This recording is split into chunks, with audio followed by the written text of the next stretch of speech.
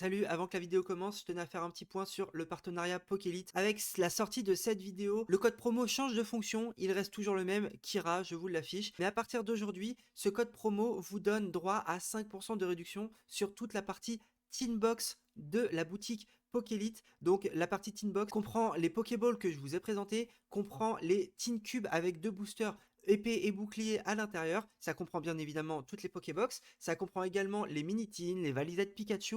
Donc voilà, vous allez pouvoir probablement trouver votre bonheur, en tout cas pour l'investissement. Il y a pas mal d'items que je vous ai parlé et dont je vais parler dans cette vidéo qui sont disponibles avec ce code promo de 5%. N'hésitez pas à passer par le lien en description pour acheter vos items. Tout achat effectué depuis ce lien vous donne droit à une participation pour le tirage au sort de fin d'année par Pokélite. Si jamais vous voulez essayer de gagner ce tirage au sort, il y aura du EV8 à l'intérieur. N'hésitez pas à passer par ce lien pour acheter vos items. Je ne prends pas plus de temps, je vous souhaite une bonne vidéo. Ciao.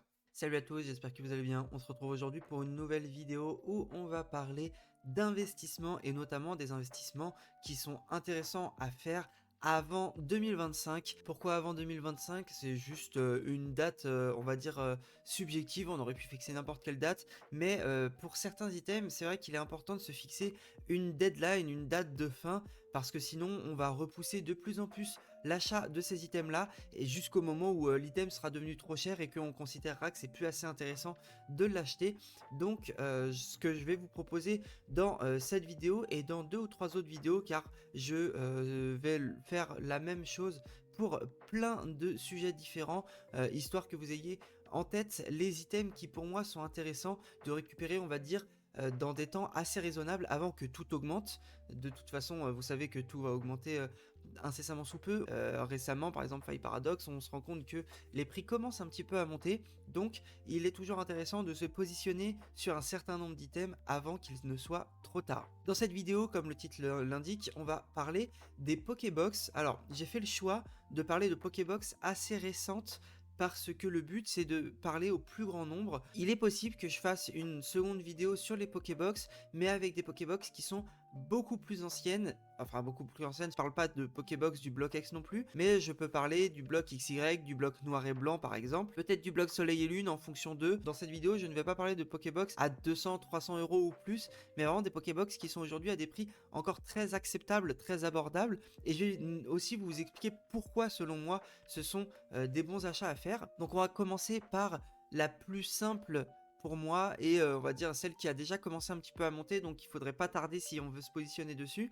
On va parler de la Pokébox, je vous l'affiche ici, hein, de la Pokébox Giratina de septembre 2022. Bon, c'est une Pokébox qu'on voit quand même passer assez souvent. On sait qu'il y a pas mal de gens qui les recherchent, qui les collectionnent. Je pense que c'est une Pokébox qui a beaucoup d'avenir, déjà parce qu'elle est très très jolie, parce qu'il y a Giratina dessus, et parce qu'à l'intérieur, on retrouve 2 boosters origine perdue, ainsi que 2 boosters point de fusion. Donc 4 boosters épée et bouclier, avec des alternates très intéressantes à l'intérieur, très recherchées. Je vais pas vous refaire mon discours sur Origine perdue. La Pokébox aujourd'hui elle est aux alentours de 45 euros. C'est déjà un chouïa cher, mais est-ce que c'est trop tard?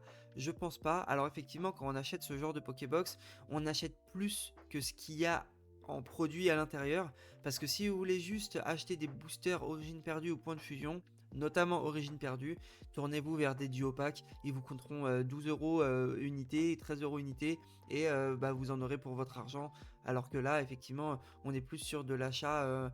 Alors c'est pas du vintage, hein, on est bien d'accord, c'est du épée bouclier, mais on est sur de l'achat qui n'est plus en magasin, et dès que c'est plus en magasin, forcément les prix augmentent légèrement, ce qui fait que on va surpayer un peu cette Pokébox par rapport au booster qui est à l'intérieur.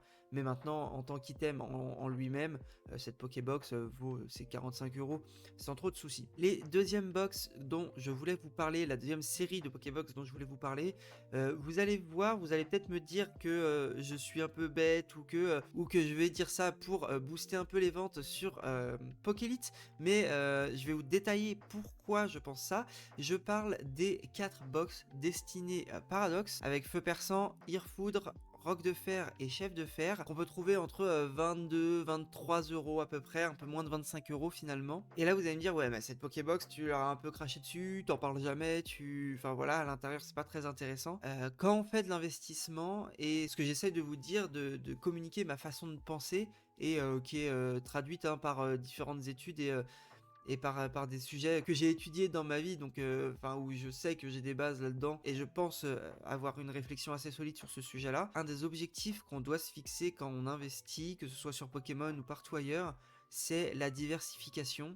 Je vous en parle de plus en plus parce que j'entends un son de cloche qui est un peu différent et bah, ça me fait un peu peur de voir ce genre de comportement dans la vie de tous les jours, dans l'investissement global. Il est super important de se diversifier parce que, encore une fois, si vous mettez tout au même endroit et que demain sur Pokémon il y a un reprint massif de ce que vous avez mis, euh, vous êtes niqué. Alors effectivement, c'est très rare qu'il y ait des reprints de TB par exemple, c'est impossible qu'il y ait des reprints du bloc XY ou noir et blanc aujourd'hui, mais il faut entendre quand même ce que je dis et surtout, vous savez pas quand est-ce que vous allez pouvoir sortir votre argent. Si votre investissement il est sur probablement sur 5-6 ans, mais que l'année prochaine, bah, vous devez vous racheter la moitié de votre mobilier parce que vous avez pris une inondation dans la gueule ou quoi, bah effectivement, il faut quand même avoir un matelas de sécurité et avoir des items faciles à revendre dans les bonnes conditions. Et donc c'est pour ça que je pense que ce genre d'item là peut valoir le coup. Quand on regarde l'item, bon c'est des Pokémon qui sont plutôt appréciés finalement, et quand on regarde les boosters qu'il y a à l'intérieur, il y a un Faille Paradox, comme je vous le disais, qui est une série qui est en train de monter, un Star étincelante, bon bah la série on la connaît déjà, ces deux boosters là sont des boosters sécurité pour l'avenir, on sait que c'est des investissements qui sont plutôt sûrs, et à l'intérieur on a également deux boosters Mascarade Crépusculaire. Alors là on peut effectivement avoir la réflexion de se dire oh, c'est de la merde, on va peut-être pas acheter ça, deux boosters Mascarade Crépusculaire, personne n'en veut. Faut pas oublier qu'à l'intérieur il y a quand même le Amphinobi qui était jusqu'à EV7 la carte la plus chère de Écarlate et Violette, qui est une carte qui est magnifique, qui est très recherchée, qui coûte à peu près 350 € en PSA 10 aujourd'hui. Enfin bref, ce que je veux vous dire, c'est que Mascarade Crépusculaire, c'est pas une série qui fait rêver, mais c'est une série où à l'intérieur, il y a la première chase card de Écarlate et Violette. Il faut pas l'oublier, il faut le prendre en compte. Effectivement, c'est pas une série incroyable. Effectivement, la SR de Ursa King, tout le monde s'en fout un peu, mais le Amphinobi, pour moi, va jouer un rôle très important dans cette série. En fait, on peut prendre l'exemple de Origine Perdue. Origine Perdue, alors effectivement, il y a quand même le Ptera qui est à l'intérieur, qui est très beau, mais finalement, qu'est-ce qui fait que la cote de Origine Perdue augmente tant aujourd'hui? C'est uniquement grâce au Giratina. Et je vous rappelle le prix du Giratina à la sortie de Origine Perdue. Hein. La carte, elle coûtait 250 €, un truc comme ça. Elle coûtait pas 800, 1000 €. Hein. Donc voilà. Je dis pas que Mascarade Crépusculaire va faire la même trajectoire que Origine Perdue.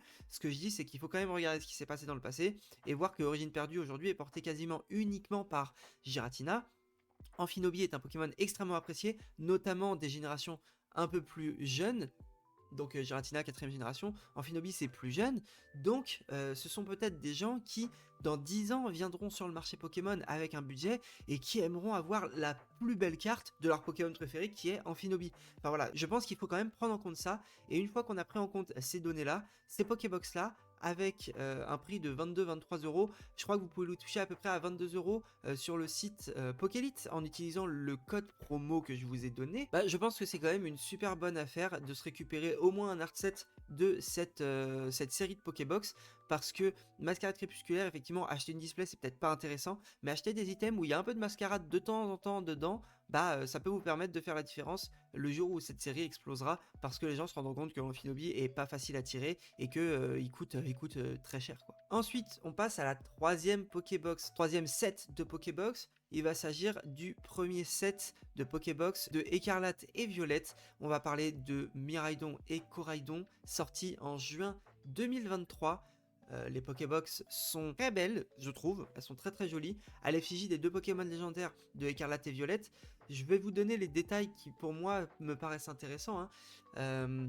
Ce sont les légendaires de la nouvelle génération. Encore une fois, on vise du long terme, ces Pokébox-là vont plaire au jeune public. Sachez que chez les jeunes, Miraidon, Coraidon, ce sont des Pokémon qui sont extrêmement appréciés, bien plus que pour les collectionneurs qui ont 20 ans et plus. Donc il faut prendre en compte ça, il faut prendre en compte le marché de demain et pas uniquement le marché d'aujourd'hui, parce que vous ferez une erreur en réfléchissant uniquement sur qu'est-ce qui est en train de se passer aujourd'hui et sans vous poser la question qu'est-ce qui se passera demain, après-demain. Aujourd'hui on peut les retrouver aux environs de 50 € la paire frais de port inclus, donc à peu près 25 € chacune. Je pense qu'avec les frais de port, il vaut mieux chercher des paires où vous allez avoir les deux Pokébox en même temps. Qu'est-ce qu'il y a à l'intérieur? On a un booster Tempête Argentée. Tempête Argentée, c'est une série qui est pas si commune que ça, notamment dans les items qui sortent aujourd'hui, les duo packs, les Pokéballs, les Teen Box, enfin les box carrés là que je vous ai déjà présenté.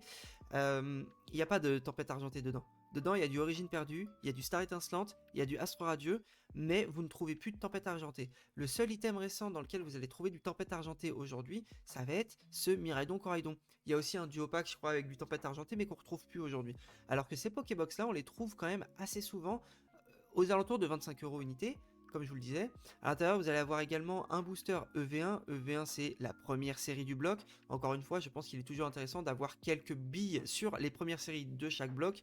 Surtout que EV1 est probablement la meilleure première série qu'on ait eue sur un bloc depuis très longtemps. Regardez la première série du bloc XY, je trouve pas qu'elle soit si magnifique que ça. La première série de Soleil et Lune, donc Soleil et Lune de base, elle est pas si magnifique que ça. La première série de Épée et Bouclier, elle est pas extrêmement belle. Il y a, il y a quelques cartes full art. Avant, il n'y avait pas d'alternative. Il y avait quelques full art, il y avait quelques rainbow, mais c'est tout en fait. Et EV1, désolé, je vais vous reparler encore de la Gardevoir, mais elle est magnifique. Et il y a tellement d'air à l'intérieur. Pourquoi elle coûte pas cher aujourd'hui? C'est parce que le taux de drop est élevé. Voilà, c'est simplement ça. Pourquoi les premières séries du bloc Karaté Violette coûtent pas cher? C'est parce que les taux de drop sont très élevés.